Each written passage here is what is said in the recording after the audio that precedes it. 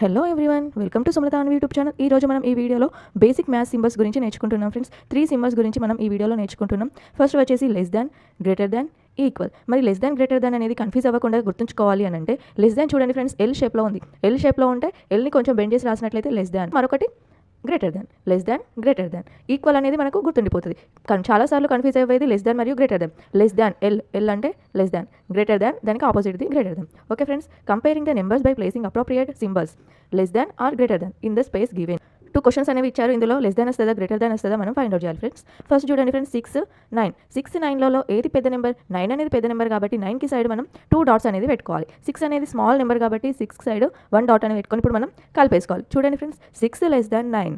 ఓకేనా? ఏదైతే big value ఉంటుందో దాని సైడ్ మనం 2 డాట్స్ అనేవి పెట్టుకోవాలి. నెక్స్ట్ చూడండి ఫ్రెండ్స్, 21 డాష్ 13. 21 అనేది బిగ్ వాల్యూ కాబట్టి 21 సైడ్ 2 డాట్స్ అనేది పెట్టుకోవాలి.